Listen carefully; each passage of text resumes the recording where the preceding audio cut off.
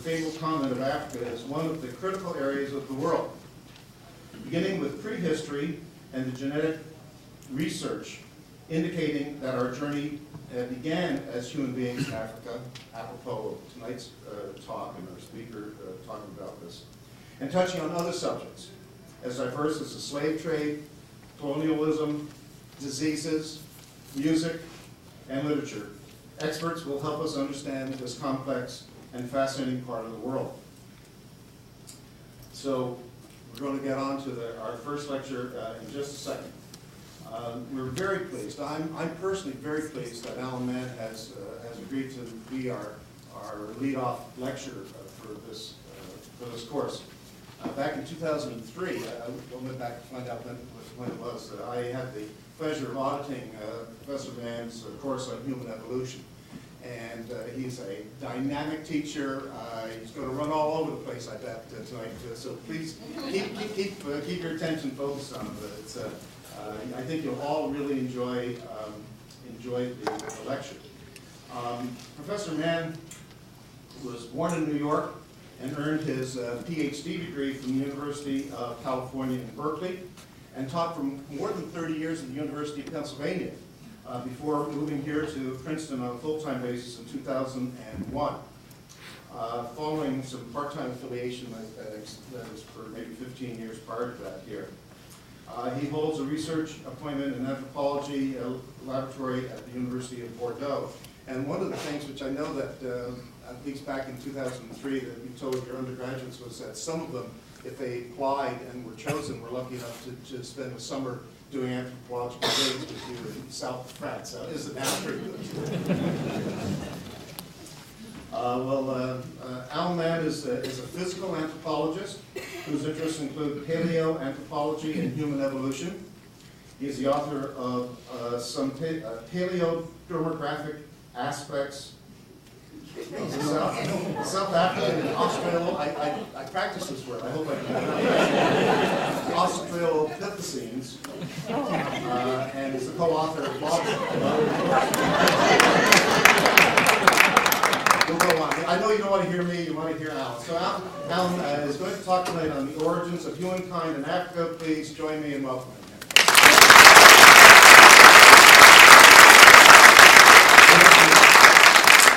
Wow.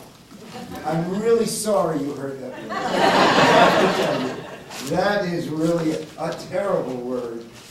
When my mother heard what I was doing, she couldn't believe it. And my parents were working class people, and when they heard that I was going into anthropology, my dad was kind of sympathetic, but he looked up at me and he said, "Alan, are you sure you can make a living studying ants?" And I'm still not sure I can do that. In any event, if I can, I'm going to turn the lights down a little bit. No, please. There. It's a great pleasure for me to be here this evening to start off this lecture series on Africa. Is that okay? Can you see? We can get one of these things. Over the board, that would help a lot. That's over there. That's on the wall. Coming along. Yeah, right. No, that's not it. Is it too dark? No. Don't fall asleep. I usually wear a fluorescent suit, so I lived for a couple of years in South Africa a long time ago when the tragedy of that country was still most manifest, and it was a very difficult time. And I spent a lot of time working in East and South Africa, and it is a glorious, wondrous continent. It is our homeland, and so it is a very wonderful thing for me to begin talking about our own origins in the African continent. But before we do that, I want to mention that it is, in fact, Charlie's 200th anniversary on Thursday, and 2009 is actually the 150th anniversary of The Origin of Species, his magnificent great book that he published in 1859. And I have the honor of having a friend who made a birthday cake.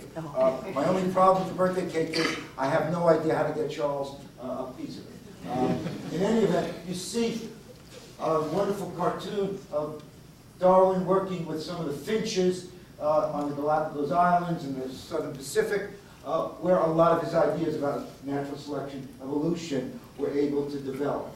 And so we can talk about that, but here is an old Punch cartoon, a caricature of Darwin, and I just want to point out to you that maybe Darwin should not be so smiling, because when you look at this, you see that more than half of Americans do not accept evolution. More than half of the American people do not accept the idea that we are the product, along with the rest of the living world, of the process of evolution. I have spent most of my adult life looking at the fossil evidence for our own evolution, and I can assure you that the stuff that I've looked at and some of the things I will show you this evening are genuine relics of our past. They're not us. They're not apes. In fact, they're nothing that is alive today. They're totally extinct. And they mark our evolutionary development from something different into ourselves. And the fact of our evolution is an important aspect of understanding who we are. And so it is a really wonderful thing for me to talk to you tonight about the circumstances in which we evolved. So we will leave Chuck there to smile, if I can get my machine to work there. Whoops. Whoops. No, it's not. It's my machine. It's not working very well. Okay, we got it. All right. So let's start off with the continent, because some of the geological and other factors in the history, the geological history of Africa, are extremely important. I'm sure most of you know this photograph. It was taken by a satellite from 36,000 kilometers up. You see the continent of Africa, you see the Horn, you see the island of Madagascar, you see the Southern Indian Ocean, you see the continent of East Africa along here. You see the Red Sea, you see the Saudi Arabian Plate, and just a little bit of the Mediterranean. The continent of Africa, as our homeland, should be the first thing we should look at. And in that, we ought to really immediately realize that the continent really is our homeland. And there is a variety of evidence to support that. Number one, our closest living relatives, chimps and gorillas, the African great apes, are in fact native to Africa. They've never been found anywhere else. And it's clear, as Darwin himself pointed out, that our close relationships to them are very good indications that we too originated and had our early evolution in Africa. Secondly, all of the earliest fossil evidence that I'll talk about this evening, all of that is limited to Africa.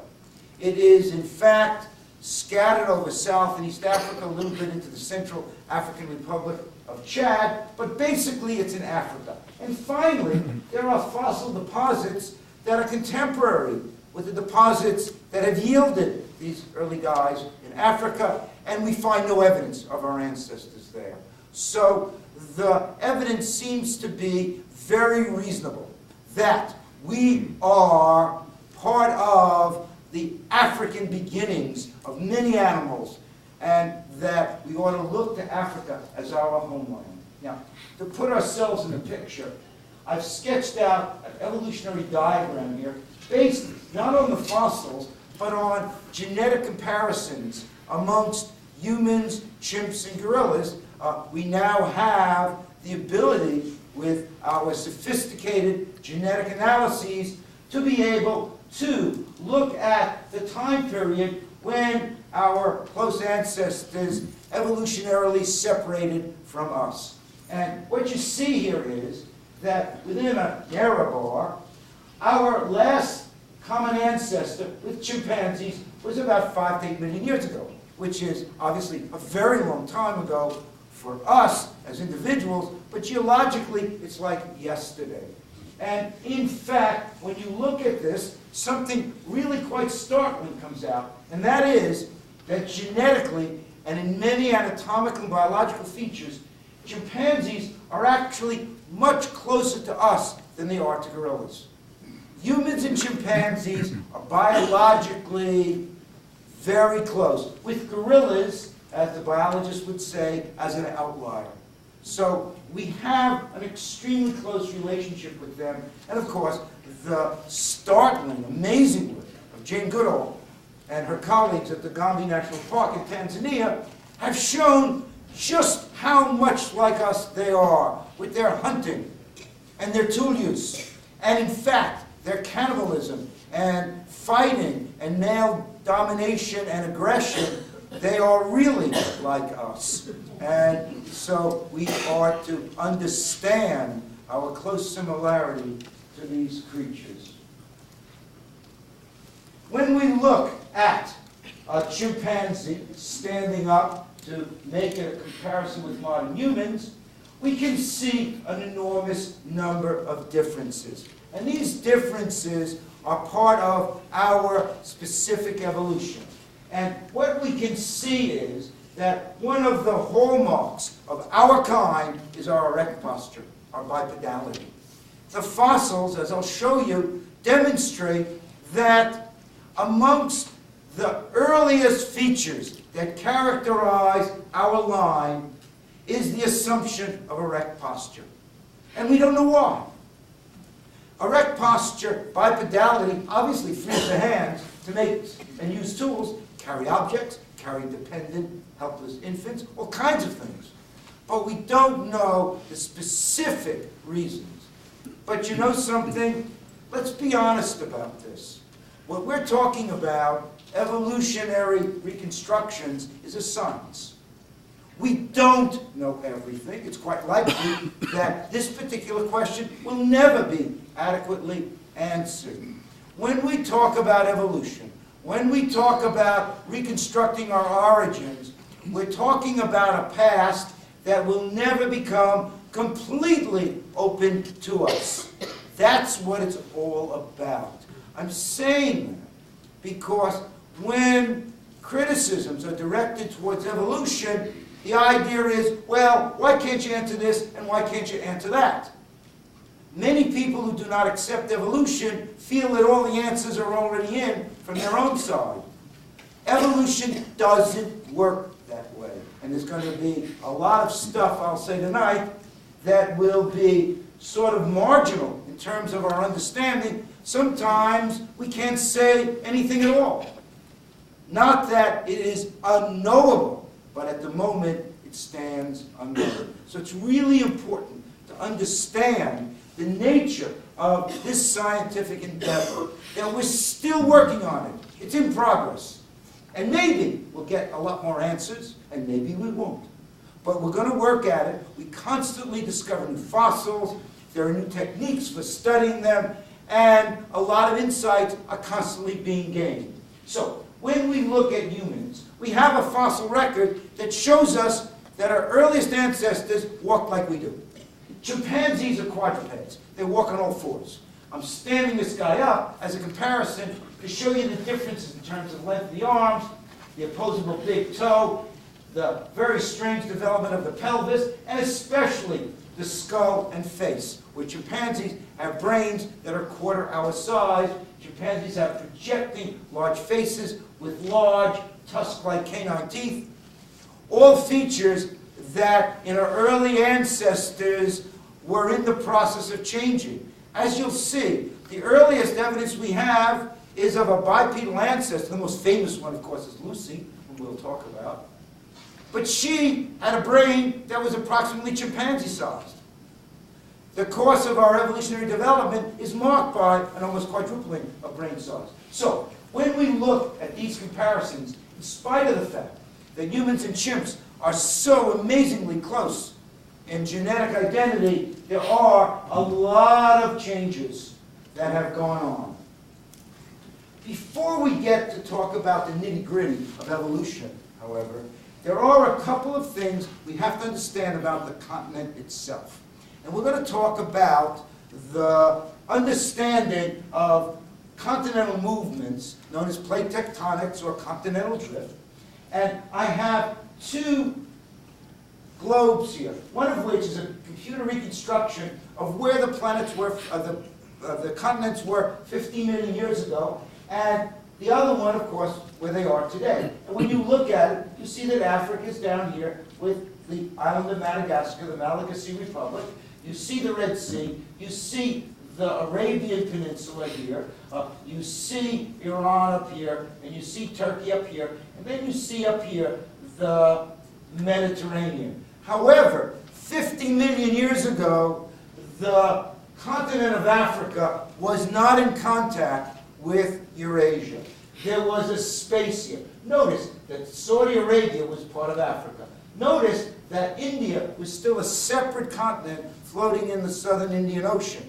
Indeed, about 35 million years ago, the continental plate of India crashed into Eurasia right here. And that collision is still going on. India is still pushing up north. The result, the Himalayas. The Himalayas are one of the most recent mountain ranges, and their height, K2 and Everest, testifies to their youth. When you go to the Catskills in southern New York, you see low, rounded hills and deep and valleys that were once deep and now filled in. Those are old mountains, and natural processes have worn the mountains down into the valleys. The Himalayas, the Rockies, are younger mountains, and they are much sharper defined in comparison to the Catskills. And so what you have here is the collision of India into Eurasia and the formation of the Himalayas. About 20 million years ago, the African plate collides into Eurasia. And that collision is still bringing about important changes. But we think that some of the consequences of this collision led to the origin of our kind. So let's explore this in a little more detail. Here is a satellite composite, because it's very uncommon for the entire continent to be free of clouds. So this represents several passes put together. I often tell my kids in class that it is amazing that when you look at a satellite image, that the actual country boundaries can be seen in space. It's a hard sell, I have to tell you. It's just worth saying, you know. And what you see here is the continent in its collision. Notice that the Saudi Arabian part of the original African continent is broken away. Notice, too, that the collision has produced crustal crunching and uplifting in the Anatolian uplands and in the Iranian highlands, and that the African continent is actually splitting, or if you want to use the geological term, rifting. And so what you see is a big cleft right here, which is the origin of the great African Rift Valley. And that actually starts up in northern Israel, outside of Mount Carmel, and the Jordan River Valley is part of this rifting. And it goes down to the Red Sea, and then it dives in here. And you can see the Rift Valley aspects right in here. And I want to talk a little bit about that, because the fact of the matter is that the rifting phenomena, as a result of the forces unleashed by this continental collision, are, number one of the reasons why we can find early fossils in East Africa, and second, why East Africa has had and continues to have some major problems in terms of its environmental setting. So I would bring your attention up here, and now let's focus in on this. This, of course, is Turkey, and then you have Iran, and Afghanistan, and Pakistan, and so on. You're all well aware of the fact that in this area there have been active earthquakes over the past few years. In Iran, just a couple of years ago, more than 60,000 people died from earthquakes. This is an exceedingly unstable area. And it's unstable because the African plate is pushing up, and the place where these plates collide rubs against each other and moves, creating instabilities which produce earthquakes. Now, if we go back one, and you look over here, you see another consequence of the collision, and that is the formation of the Mediterranean. The Mediterranean is a closed sea at its eastern end. Before the African collision, the Mediterranean was opened from the Atlantic into the Indian Ocean, and therefore you had significant movements of water as well as weather from west to east across this zone. Now that it is closed off, things have changed a little bit, and you have then the formation of new weather patterns that are coming across this way. There's also significant weather that comes up from Antarctica. But in the aftermath of this collision, you have the split off of Saudi Arabia, you have the formation of the Mediterranean Sea, and you have a set of forces unleashed along the eastern third of the African continent that has resulted in that part of the continent being split apart. And in time, the Rift Valley here will become the boundary between two parts of the African continent as they divide completely. Don't look to buy shore property yet, because this is going to take many millions of years, so it's not quite up to that. But this will split. But what is happening here is that this collision has created forces that are uplifting the eastern part of the African continent. And so you have the capital of Kenya, Nairobi. It's about a mile above sea level. You have Pretoria, one of the capitals of South Africa, and Johannesburg, a little more than a mile above sea level. The whole African eastern edge is now being uplifted. And as it gets uplifted, what is called a rain shadow forms on the edge here. And what that means is that prevailing winds and weather and rain come in this direction. The rain falls over here, so that much of Central and West Africa remains tropical, remains tropically forested, but East Africa, from the time of this collision about 20 million years ago, has slowly transformed environmentally and has become more and more open grassland. Forests, which were typical in this part before the collision, like in Central and West Africa, are slowly or have totally disappeared.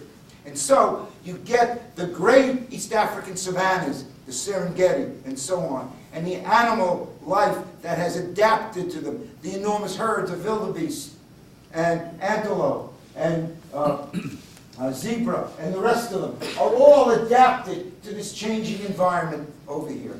And now we can look at that as a place both that may be the origin point of our line, but also the place where we can find lots of our ancestors. So let us look, first of all, here is the Eastern Rift Valley. Those of you who have traveled to Africa know that in the countries of Tanzania and Kenya, up into Ethiopia, there are, depending upon where you are, significant rifting. Here is the Rift Valley in Kenya, and you can see it is several miles wide. It is a very deep cleft in the continent, and it will get greatly increased over the course of time. And when you look at the Rift Valley, which is coming down from the Red Sea, you see Saudi Arabia here. Again, a consequence of this continental collision. You see that many of the great sites where early ancestors have been found, Olduvai Gorge, Latoli, where Mary Leakey found footprints, Hadar, where Don Johanson found Lucy, and all of the sites along here are located along the Rift Valley. And the Rift Valley is a place where either, or both, our ancestors originated but certainly found places where they could die and be nicely fossilized. Hooray for us. Now, let's see how this works. This is a picture that came out of a National Geographic a little bit ago, and it illustrates how the Rift Valley has given us the fossil evidence that in other parts of Africa may be present, but are entirely impossible to obtain. Okay, it starts up here. One of our ancestors may have, a myocardial infarction or something while drinking, falls over and dies, and is attacked by scavengers like hyenas and jackals and buzzards and the whole business, who munch and crunch and leave little pieces which are then buried into the stream or lake bed. And as rains come and carry sediments down into the lake, the skull and some long bones are covered progressively by sediments until eventually there can be 100 meters or more, 300 feet of sediments. And they cover the individual and the bones entirely. Now, the only way we could find that, because you can walk through the Serengeti Plain and look down and say, one of my ancestors is down there. So if you get a shovel and you start digging, 300 feet later you may find it. You got to take a break, though, after the first 100 feet, it gets a little tired. But in the Rift Valley, you see, you have this uplifting. And the uplifting brings these ancient sediments up to the surface, where wind and water erosion erode the specimens out of their ancient deposits, and so an anthropologist walking along can find these specimens eroding out. So the Rift Valley has the geological processes that allow us to find these fossils. And because we find so many of them, and they are so abundant in many sites, it leads to the suggestion that this was the place where our ancestors first emerged. But we have to understand that this is not at all a given. They could have been thick as flies in West Africa, but we don't have the means to find them there. We don't have the means to find them in other areas where access to the fossils is not so wonderful as it is in the Great Rift Valley. Here is a place that many of you may have visited. It's Olduvai Gorge. It is an erosion gully as the result of a Rift Valley lake. You see the Olduvai River down in here. You see the stacks of sediments that are on either side of the gorge. And the Leakeys were able to find the fossils they were looking for by simply walking along these deposits and waiting for specimens to erode out that they could find. And so the Olduvai Gorge is a perfect example of the way by which the fossils can be found. And of course, the Leakey family, Louis and Mary, and now Richard and Neve, are amongst the most famous of the fossil discoveries because of their work here and in other parts of East Africa. All right. This is a terrible slide, and I'm sorry, but I want to summarize things. I'm supposed to follow the golden rule of a PowerPoint. 6 lines with a maximum of 6 words in each line. But what am I going to do? So I gave you an enormous PowerPoint to get rid of it really fast. You should have in front of you, look carefully, there are, in fact, motion sickness bags. And after you read the whole thing, you can perhaps use them. All right? So what I'm saying here is that beginning about 6-7 million years ago, we begin to find ancestors that are probably or almost certainly part of our ancestry. They have small brains. They're different from us in many ways, but most of them have the very conclusive evidence of bipedality. And what we see is with their bipedal locomotion, they have small non-projecting canines, but they had very small ape-sized brains. There are a number of these guys because we find them in Africa between 6 and 7 million years ago and about 2 million years ago, when our own genus, Homo, prior to the evolution of our own species, Homo sapiens, appears. And these guys are fundamentally different from the earlier guys, excuse me, the Australopithecines, these early guys who appeared earlier. They have much larger brains, sometimes double the brain size. They made stone tools. There's evidence that they were hunting because we find cut marks on animal bones. So we find an enormous development here. And so, just to sum up at this point, our early evolution, these small-brained, ape-sized brain bipeds, beginning around 6 to 7 million years ago, occupy many parts of East Africa. We find them in Central Africa. We find them a little later in South Africa. That's where they stay. They're successful animals. How do we know that? Well, our species has been on the planet maybe 100,000 years, and we ain't done a very good job. These guys first appeared 6, 7 million years ago and spread over Africa, and guys like them remained part of the African scene until 2 million years ago. So whatever they were doing, in spite of the fact they had small brains, in spite of the fact they weren't making durable stone tools, they were doing something right. They weren't sitting under a tree, looking up at the sky and saying, when already, when already, when am I going to evolve into something successful? They were successful. They were. And this is a pattern that we must understand. The other thing we have to understand is that just a little bit after the first appearance of members of our genus, something really startling happens. We begin to find our ancestors outside of Africa.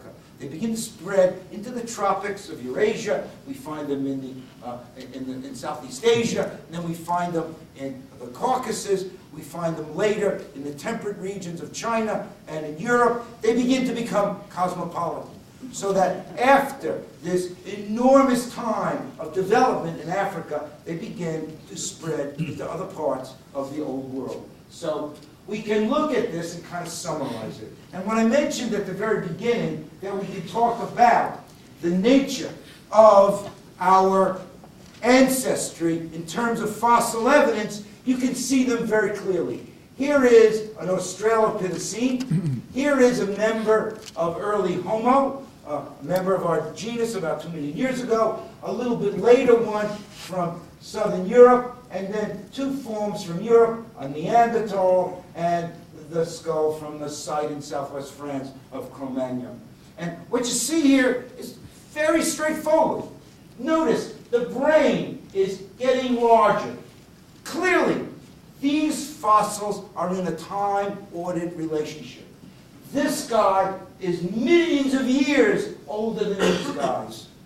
So that what you're getting is in fact a time-ordered system with early guys with small brains evolving into big brain creatures. Their faces are getting smaller. We're beginning to find stone tools. We see them spread into other environments. Human evolution is developing, and you can see the evidence right here. So when one looks at what happens in the course of human evolution, we see our African ancestry as the very basis of what happens. Now, when we talk about fossils, and Gramps here is not such a great example, what we're really talking about are little itsy-bitsy pieces, because up until about 110, 120,000 years ago, our ancestors got rid of their dead in very casual ways. And there was no attempt to put them in any kind of ritualized or other kind of condition. 120,000 years ago, 110,000 years ago, our ancestors began the deliberate burial of the dead. And that was a great thing, because when they dug a hole and put the deceased in it, they moved the body out of the way of the destructive and scavenging agencies in the environment and allowed the body to stay together. So that after 110, 20,000 years ago, we begin to find lots of skeletons. But before that, we work with little itty bitty pieces like this. Guys, this is a really good fossil. It tells you a lot. There's a canine, there's a couple of premolars. That's a lot. I spent lots of times with single teeth, and was really pleased to be able to do that too. So you have to understand that the fossil evidence is a very, very incomplete and fragmentary thing. And so when you read about debates and controversies about what one anthropologist says and another one disagrees, it's because the evidence is so fragmentary. I just showed you the reality of human evolution with those skulls. But the fact is that the majority of the fossil evidence looks like this. And so debate is bound to occur because one brings one's own subjective interpretation to this. So what we find is something that normally looks like this. It documents our evolution, but it does not permit us to say absolutely what these things mean.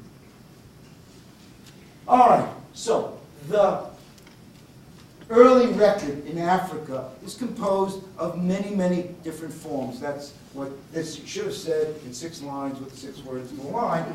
But I wanted to make sure, again, that one saw the development here, that these early guys aren't bipedal apes, or they weren't little furry humans, but they were an entirely different set of species.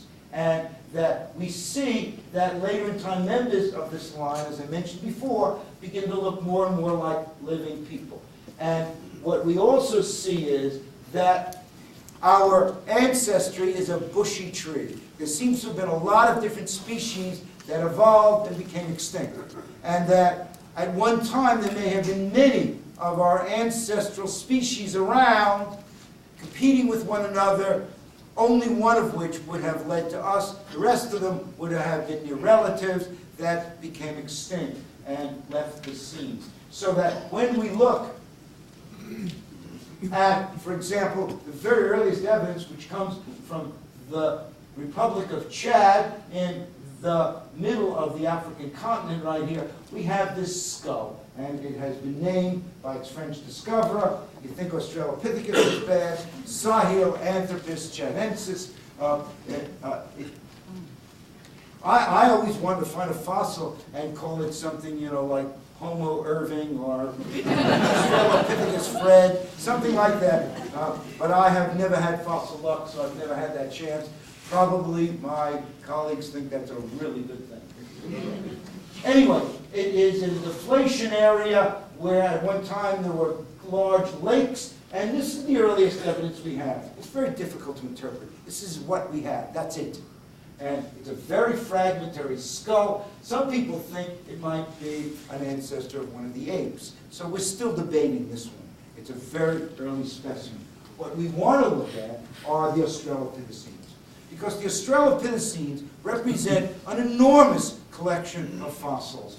They are found in East and South Africa from about 4.5 million years ago to about 1.5 million years ago, and we know a great deal about them. And amongst them are specimens like the fossil Lucy, which give us some really good understanding of who they are. But, you know, in spite of all the fossils that we have, in spite of the fact we can see they're bipedal, in spite of the fact that they have small canines and in some ways like ours, we know very little about them. Notice, we know nothing about their basic adaptation. What did they do? Where did they go? We know very little about their diet. We don't know how they were organized. Were they pair bonded like us? Or did they live in large groups with no pair bonding like chimpanzees? Their general behavior is unknown. Did they use tools? Well, we know we don't find stone tools. The durable tools that mark the Paleolithic record of our ancestry, those only begin to appear about 2.5 million years ago. Before that, zilcho. But we know that chimpanzees make a variety of tools out of non-durable materials like wood and shells and other things that don't last. So it's possible that these early chappies were doing that too, but no evidence. So what were they doing? In spite of all of this wonderful evidence, we know very little.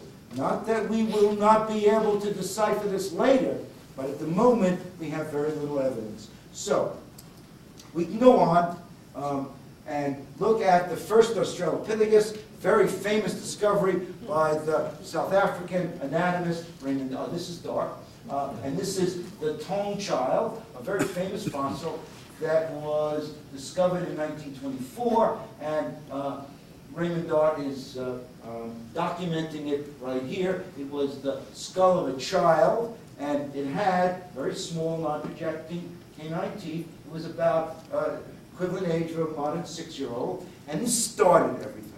And since that time, 1925, literally thousands of fossils of this creature have been found in East and South Africa. And we know about them, that they are, in fact, in the human family, because they're bipedal, no question about that. Our evidence is absolutely overwhelming. They're, as I said, dated from about 4.5 million years to 1.5 million years ago. They have been placed in a number of different species, which really are not really important to us, but we have very, very major evidence documenting exactly what was going on.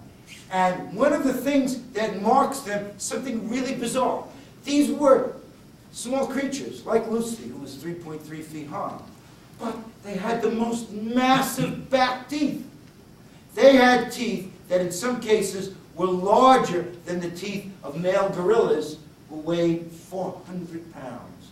These guys had really big teeth, and they wore them down really quickly. We don't know what they were eating.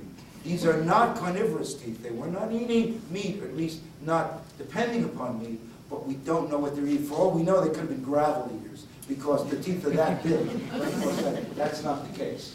So when we look at these guys, we can tell that their teeth are very large, but we can also say that their brain sizes are small. And just to be certain you understand what this means, I thought I would give you the equivalent in milk containers.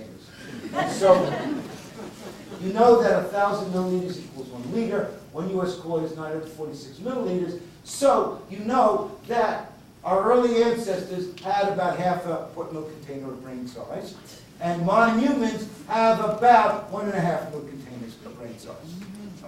It's quick and dirty, but it tells you exactly the difference here. And of course, chimpanzees have much less than half of a milk container. So we can see the differences here in terms of brain size and how small these guys' brains were.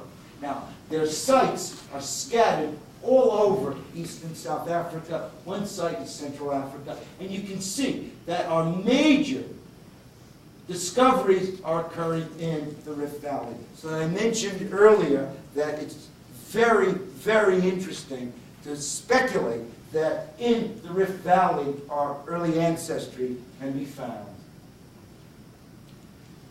One of the sites that we really want to look at, and one of the sites that will tell us a great deal, is the site of Latoli, which is in northern Tanzania, just near to Olduvai Gorge. And the reason I want to show you that is because it is one of the most startling sites that you could possibly imagine. It has to do with volcanic eruptions. There was a volcano nearby, almost 4 million years ago.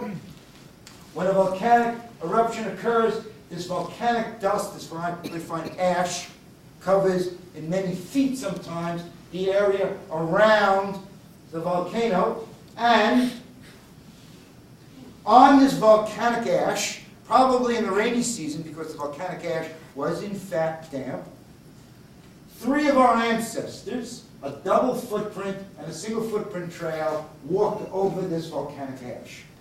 A little bit later there was another ash fall and filled in the footprints without destroying them. And believe it or not, these footprints were found by Mary Leakey in an entirely serendipitous way, in such a bizarre way. The stories I'm about to tell you are absolutely true, and I couldn't possibly make anything like this up. Mary Leakey was working at Latoli here, looking for fossils, when a number of her and my colleagues showed up to see what she was doing. And as scientists will after a while, they began to fool around. And the fooling around was composed of picking up pats of elephant dung, because elephants are around the area, and throwing them at each other. Scientists will be scientists.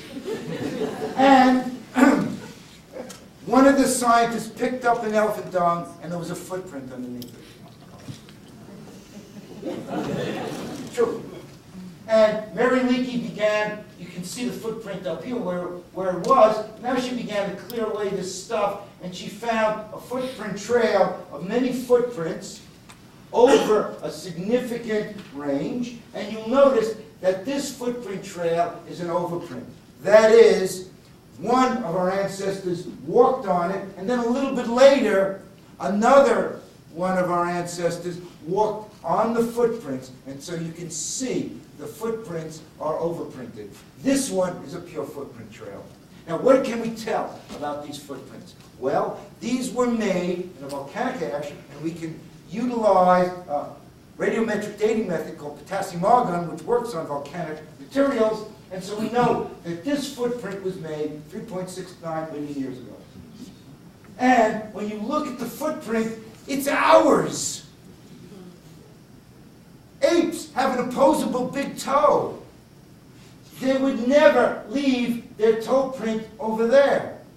This is an animal that had a weight-supporting foot like ours.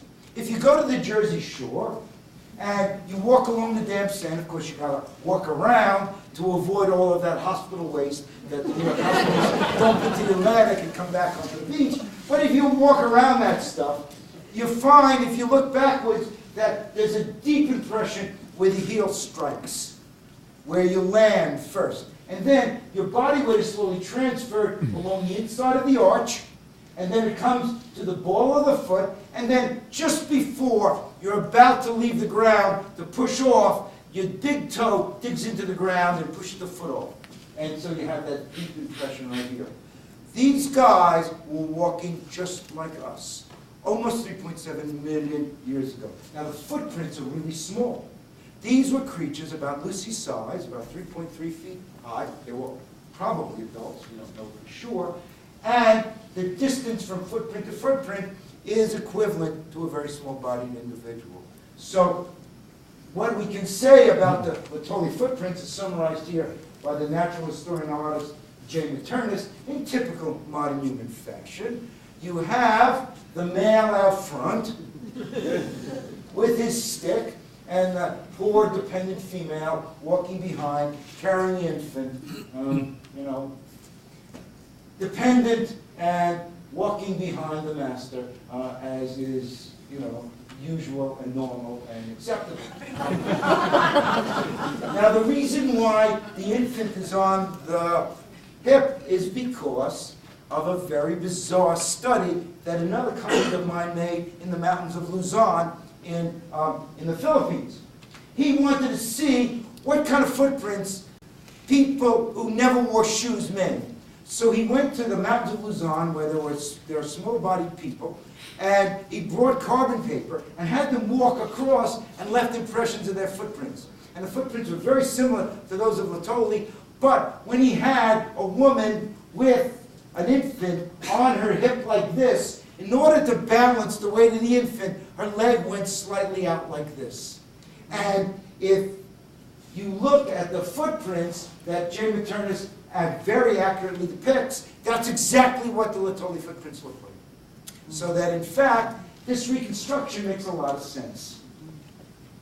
And so we have this. And, of course, there are footprints of guinea fowl, there are footprints of African hares and ostrich and giraffes. So they are all an accurate part of this, along with the early hominid, the early human ancestor footprints for all these other animals. So we know what these guys were all about. And we can see that in a wonderful, wonderful kind of development.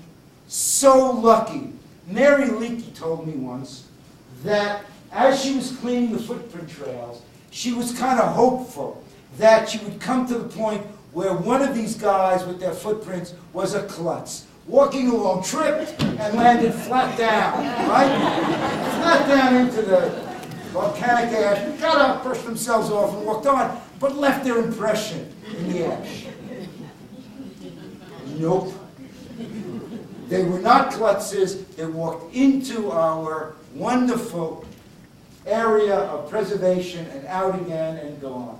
And so we can utilize this, but we have no idea of what they look like. And that's the same thing as the skeleton Don Johansen found in northern Ethiopia in 1974, known as Lucy.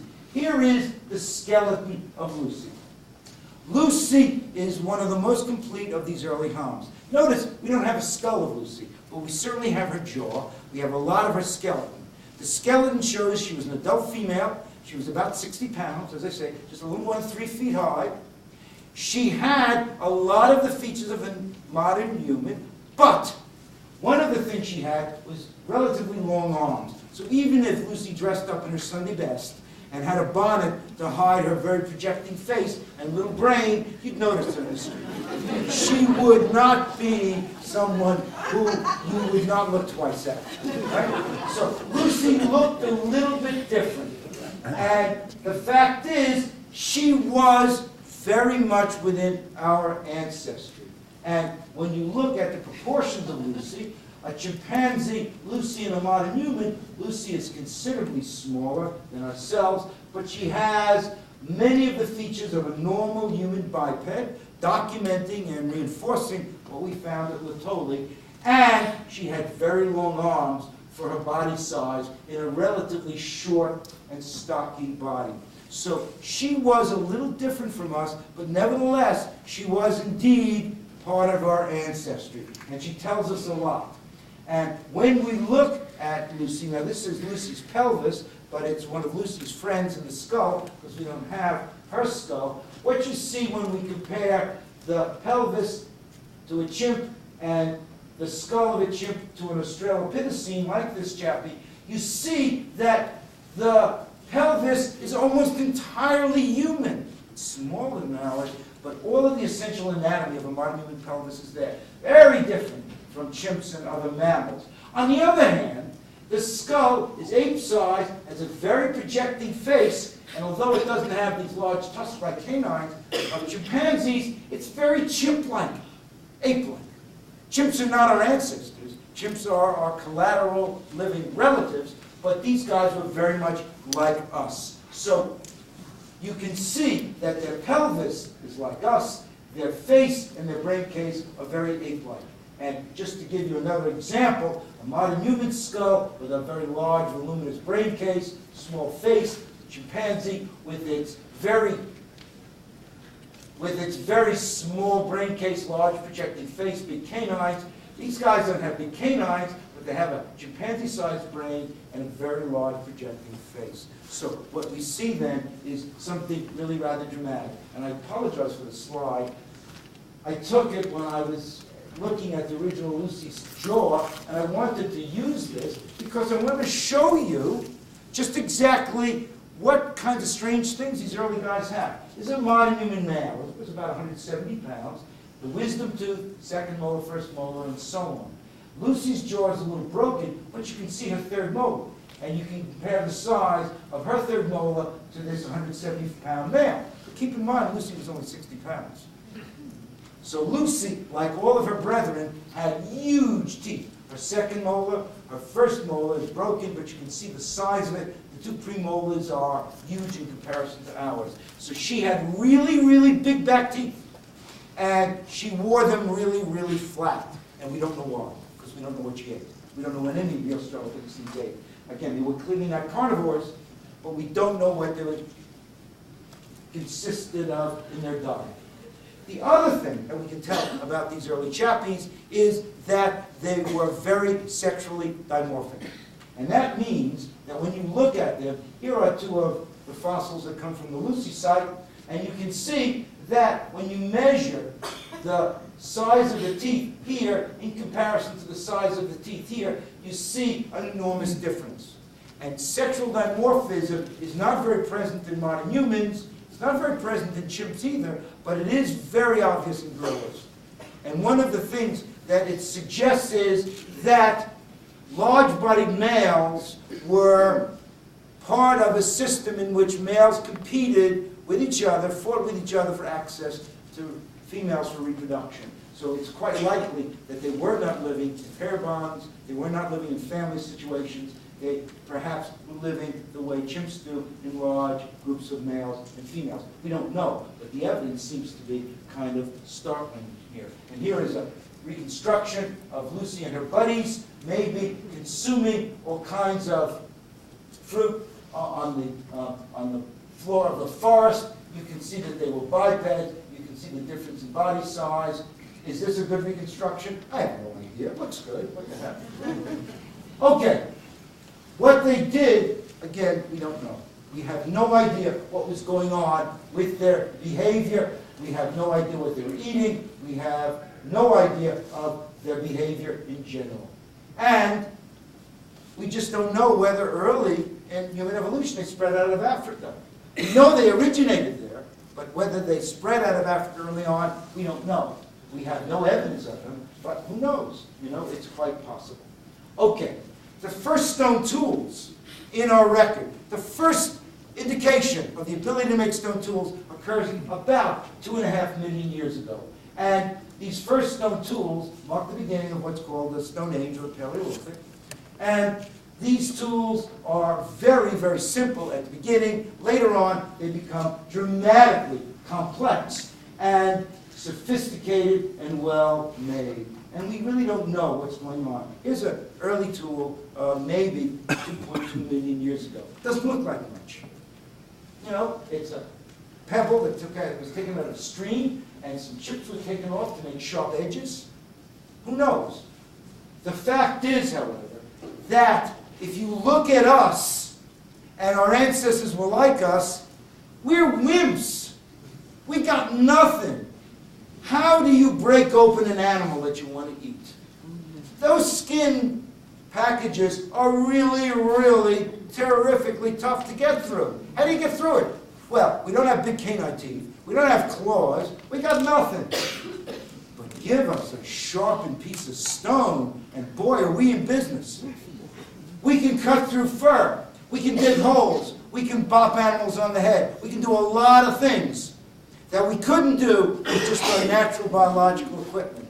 So the origin of the ability to take a river pebble and knock a few chips off and make a sharp edge and a cutting tool is a dramatic development in our ability to deal with all kinds of environmental variables and broaden our food source immeasurably. So this is a major change. And one of the things that we can see is bone from an antelope about 2 million years ago, scratch marks. Somebody was scratching the meat off this bone. Those are tool scratch marks from a sharpened piece of stone. That we get evidence. So all of a sudden, we begin to get this kind of evidence. And later, we begin to get more sophisticated stone tools. Tools made to a definite pattern, like this hand axe. This is not such a good hand axe. This one is a partially made hand axe that was dropped or lost. So from those beginning very, very simple tools, we begin to get very complex and sophisticated tools. And with this comes the emergence of our genus, Homo. Homo is marked by an expansion of the brain. The brain doubles from the size in Lucy. It is an area of East Africa where we first find these guys. And one of the most amazing of these characters is a guy found from a place called Nakatomi on the edge of Lake Turkana in northern Kenya. He's dated around 1.6 million years ago, and we have most of his skeleton. Now here's something remarkable. And again, here's something we really don't understand. This was a kid whose teeth had not yet fully erupted. His skeleton was still immature. He was probably around 11 or 12, but he was already a kid that was really, really tall. He could have been more than 6 feet tall had he lived to maturity. Now, where does this come from?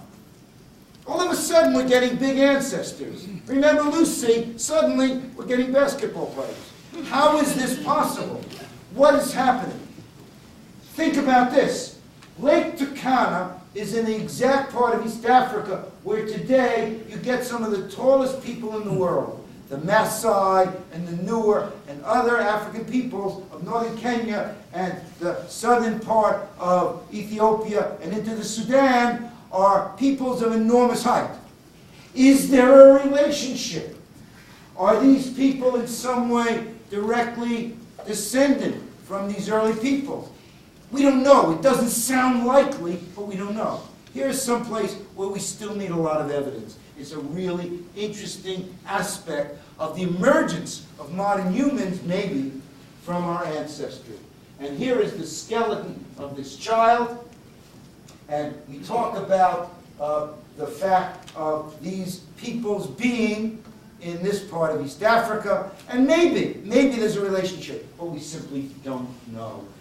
It's very difficult to understand fully what's going on. And as I mentioned earlier, just after this time, our ancestors begin to move out of Africa. And they begin to spread. And this is the beginning of the nature of our cosmopolitan species. And they spread out from the Rift Valley, and they move into places in Georgia, the Republic of Georgia, down along the Rift Valley, in the Jordan River Valley, and all the way over into the island of Java. By the way, the island of Java was part of the mainland of Asia at this time because the water levels were much lower, and Java and Borneo and Sumatra were all, Sumatra, Java, Borneo, were all part of the mainland of Southeast Asia. So they didn't have to get their feet wet. They didn't have to worry about boats, charter flights, or anything like that. They were able to do this without a problem.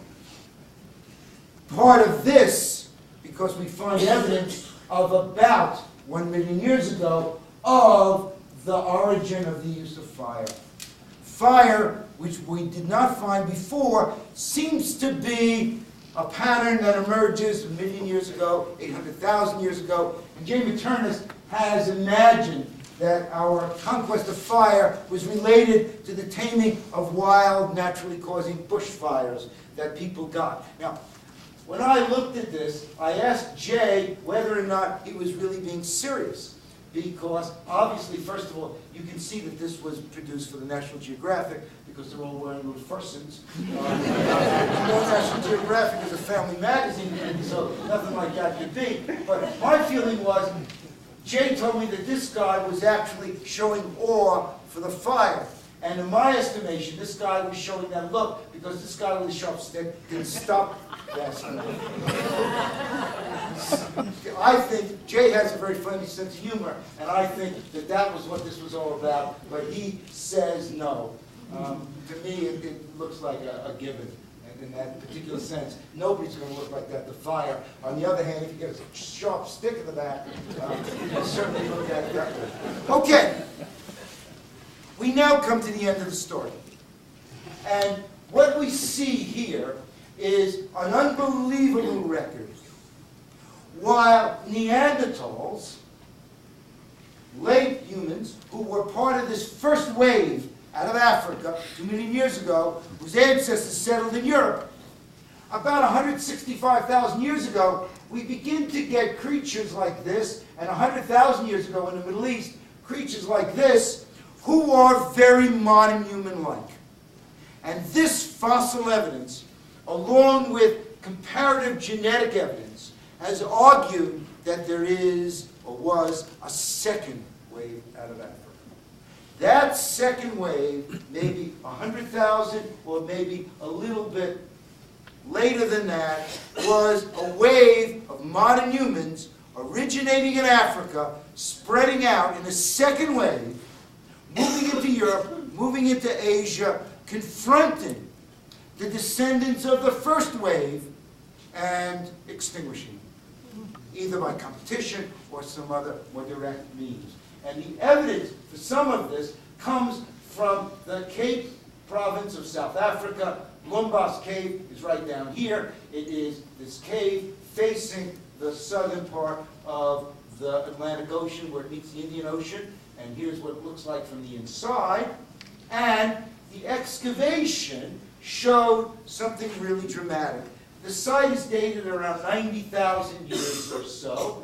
And in the site, there's a piece of red ochre, which is a very soft red stone about this big. And you see these geometric designs on it. This is the first evidence of any kind of artistic or symbolic endeavor.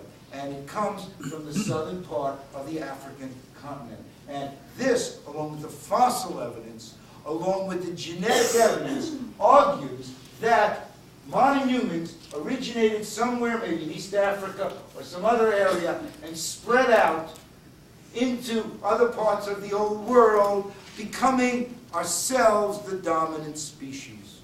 So that our story, which starts so prosaically in Africa so long ago, ends up as part of a second wave out of Africa. And what we can feel about this is very much open to question. But the fact is that we can see the central place that Africa plays in our origins and development as a species. And all of the things that we are to be seen as originating in Africa and spreading from there. You guys are very patient. I'm going to finish there and ask if there are any questions. Thanks.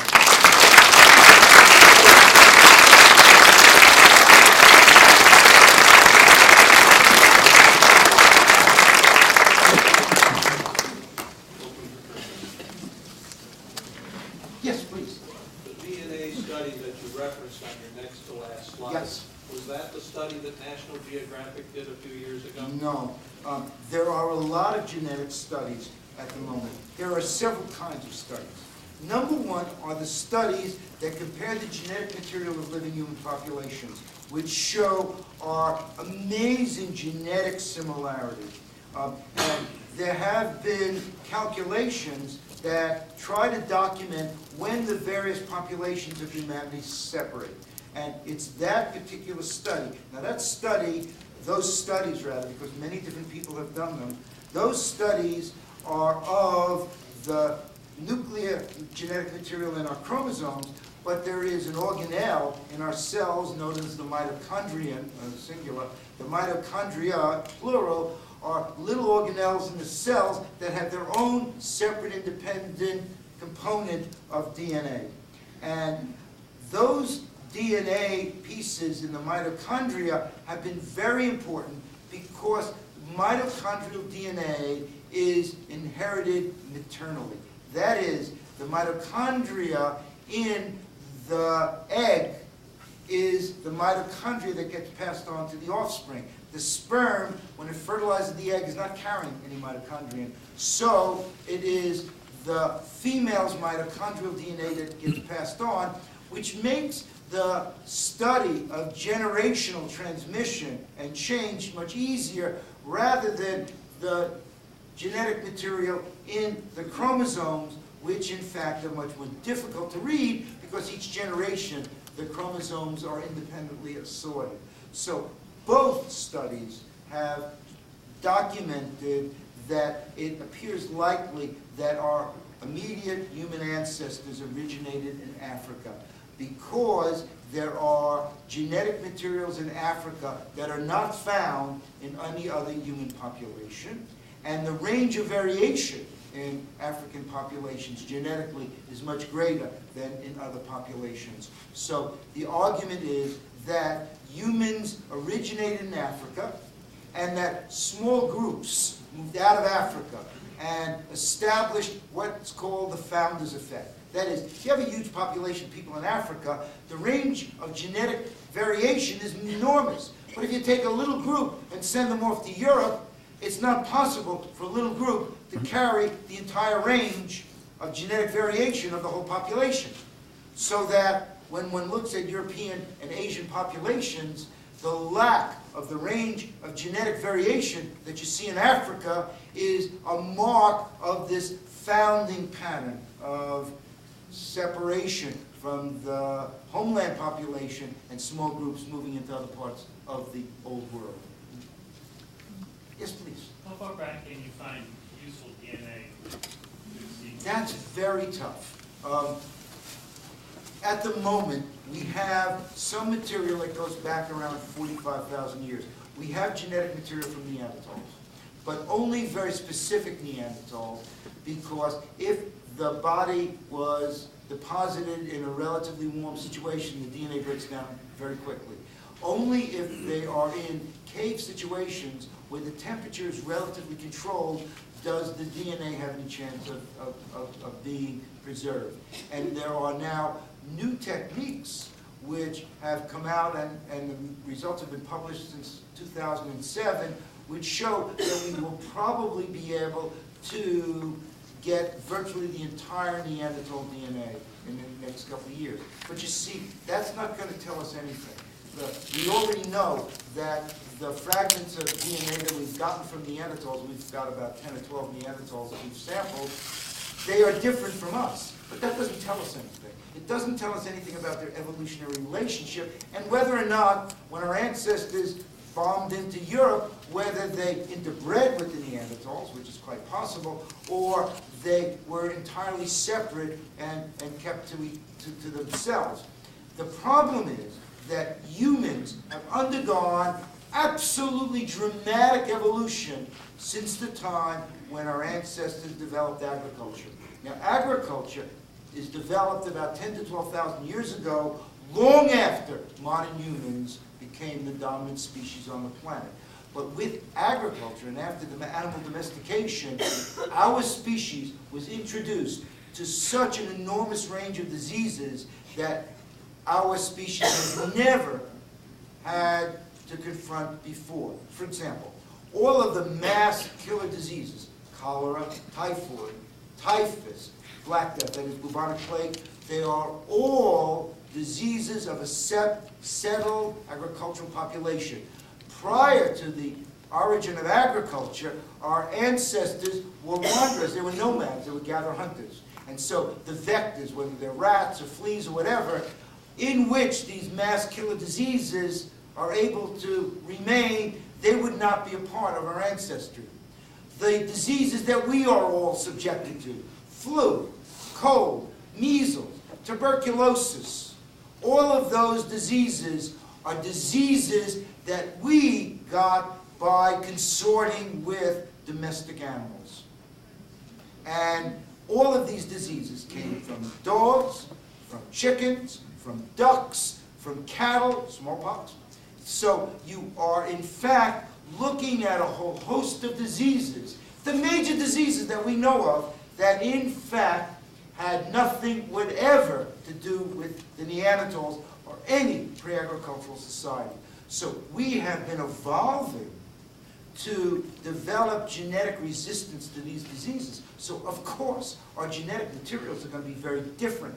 But that has little to do with how we might be related to the Neanderthals, because the Neanderthals were not adapting to these diseases. So we have their DNA, but we're not quite sure what we're going to do with it. Good grief. Yes? You showed Africa is separate from all the other continents 50 million years ago. Does that mean that it was the only continent with mammals? No. The continents have been floating around, and there is a long and very complex history of the way by which the continents have intermixed and connected. In the age of the dinosaurs, the Mesozoic, which ended about 65 million years ago, began around 250 million years ago, the continents were basically gathered in a large landmass in the southern hemisphere. So they were gathered around Antarctica, with Africa and South America joined to Antarctica. And we know this for sure because we find dinosaur fossils in Antarctica that are the same species as dinosaurs found in South Africa and South America. So there's a large amount of connection. It was only later, for example, that Australia began to move off by itself with marsupials who had divided from placentals, and because it was a separate continent, marsupials, of course, koalas and wallabies and kangaroos and that whole crowd, they were able to remain isolated well nigh into the modern times before modern humans got there. South America was the same thing. It moved off, and there was an enormous marsupial development in South America. Unfortunately for the marsupials, about 1 to 3 million years ago, the isthmus was formed. North and South America got together, and all these wonderful placentals from North America went down there and destroyed the marsupials. And the marsupials all died off.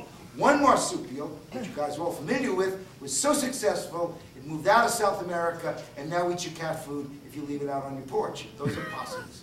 Possums are marsupials, and of course they love cat food, and they're very, very successful. They didn't adapt to the environment via eating cat food, but they do very well at it, and they are very successful. So there's a lot of movement around. Yes, please. What are the most significant controversies among your qualified colleagues? Qualified.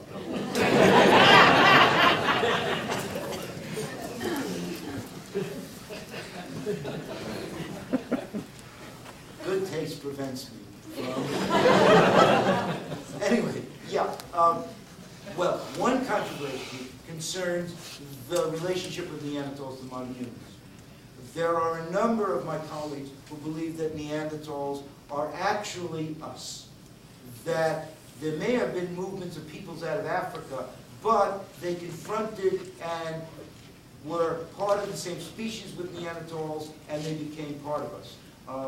One of my colleagues is very wont to say, when you discuss this, that all the proof you need of this is to take the New York subway at 1 a.m. in the morning, and you're absolutely convinced that Neanderthals are still with us. I'm not quite sure how good that reasoning is, but that's one controversy. Another controversy has to do with which one of the Australopithecines actually evolved into us, because there are many species of them, and they lived in various parts of East and South Africa, and we'd very much like to know which one of them was our direct ancestor, and what happened to the rest of them. So that's another controversy. So there are many, many controversies about this. A great controversy is the origin of language. When did our kind learn to speak? Because if you want to look at the single most distinguishing feature that marks us and separates us from the rest of the animal world is articulate speech. And we have no idea who the answer. Just one more. Okay. Talking about controversies, I read the book by the gentleman who found Lucy. Don Johansson.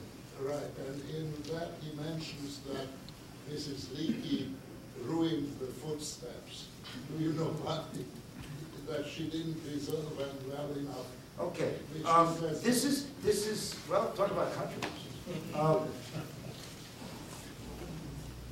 Don also, in that book, talks about going to Olduvai Gorge and having a discussion with a very inebriated Mary Leakey. I have a lot of problems with that. I was very good friends with Mary, and I knew her well, and I think Don was out of line in saying that. Mary did not ruin the footprints. However, the footprints are ruined. And I'll tell you how. Mary died a long time ago. What happened was that the site was left open by the Tanzanians. And a lot of tourists came by and wanted, in fact, souvenirs. So they brought their little chisels and they knocked off footprints. And they took the footprints, and now there are very few left. The National Geographic actually spent, I don't know, about $150,000 to build a large containment around what are left of the footprints. But it had nothing to do with Mary. It had to do with the inability of a very poor African country to find the resources to protect. This was a UNESCO heritage site, and it was mainly destroyed. Well, what a great start to the series. Let's all thank you.